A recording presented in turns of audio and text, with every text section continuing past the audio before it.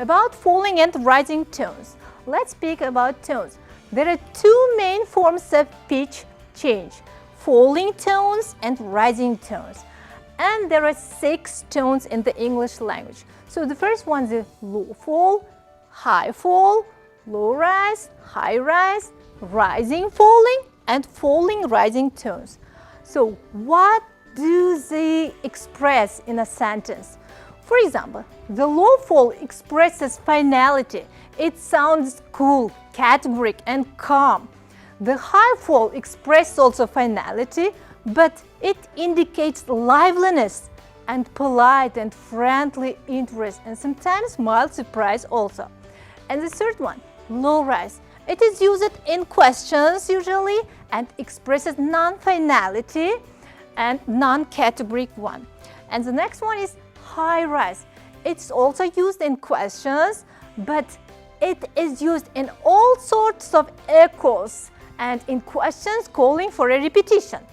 And the fifth one is rise fall. Rise fall is used in irony, sarcasm, or admiration also. And the last one is the fall rise. The falling rising tone is used in politeness, apology, concern, and uncertainty also. Now let's look through the examples of these tones. So the first one, have you seen an? Yes, yes, yes.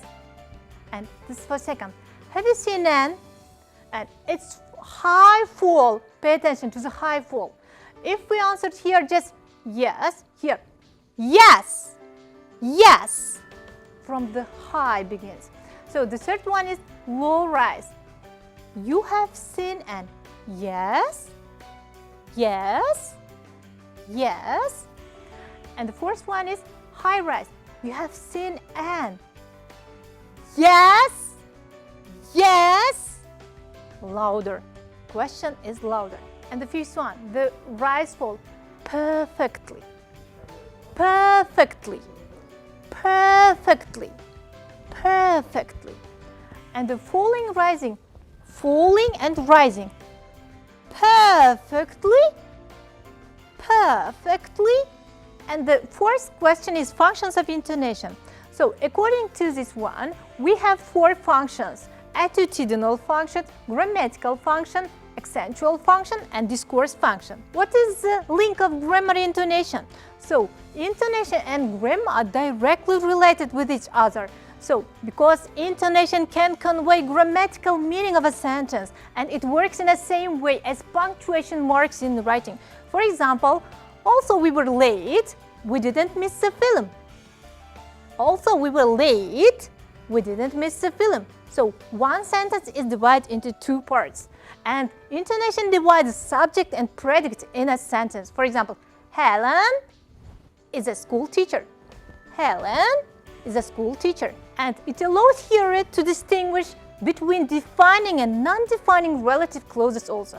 For example, my friend who is on vacation in Egypt now has just phoned me.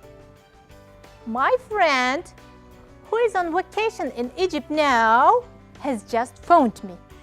2 rising tones and 1 falling tone. And it serves to make distinction between questions and exclamations also.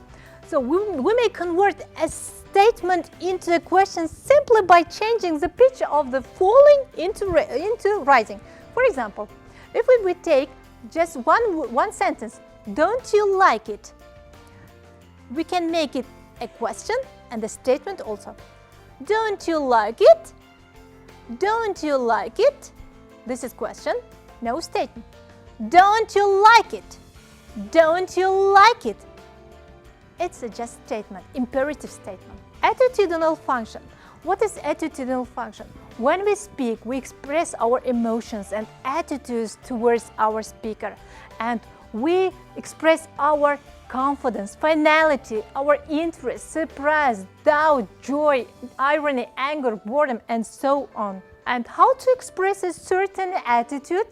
So we can express our attitude by the different voice qualities for different attitudes, then different pitch range in different ways, different keys, high tones, mid tones, and low tones also. And one may be different facial expressions, gestures, and body movement also. So you can say just one word hello to a friend you meet regularly, to a friend you haven't seen for a long time, and a neighbor you don't like, and the last one, a 6-month-old baby. You can use just one word hello differently in these situations. And what is the relation between discourse and intonation? The relationship between intonation and discourse can be analyzed from the 2 points of view. The first one, how the intonation focuses the listener's attention on aspects of the message and the regulation of the conversational behavior. And the discourse function of intonation is used to describe the relationship between linguistic elements and the context in which it occurs. And here, in discourse function, we must know the referring tones and proclaiming tones. So what is proclaiming tone? Proclaiming tone shows that the speaker is giving new information to the listener, and referring tone shows that the speaker is referring to something everybody already knows. For example, in the sentence, "That guy we met at the party is my new teacher," there is a referring tone on that guy we met at the party, because it's not new information. That's why we should pay attention to the intonation of the proclaiming intonation. So like this, "That guy we met at the party is my new teacher." We should pronounce louder. And accentual function. This is last function of intonation. So in accentual function, the term accentual refers to accent, and some writers attach the word accent to stress also. And when it is said that intonation has accentual function, it implies that the placement of stress is somewhat determined by intonation. So for example, you can see the examples. John likes fish. John likes fish. Here is the accent is on the word fish, not chicken or other thing. The second one, this bus is from Paris. This bus is from Paris, not to Paris, but from Paris. We are giving accent to the word from. And the next example, she's wearing a red dress today, not green or blue. She's wearing a red dress today. We are accenting to the word red one. So today's we can conclude that if we want to take a positive result from our speakers, we should pay attention to our intonation. And I'll give home task related to our theme. The first task is to learn the components and functions of intonation and learn the phonetic terms also. Then to write your own sentences and put the stress and define components and functions of these intonation groups. And the next one is to do the exercises of the unit 55 on page 118 from the book English Pronunciation in Use by Mark Hancock, intermediate part. Thank you for your attention. This is the end of our lesson. And for the next lesson, we'll talk about the use of intonation in sentences.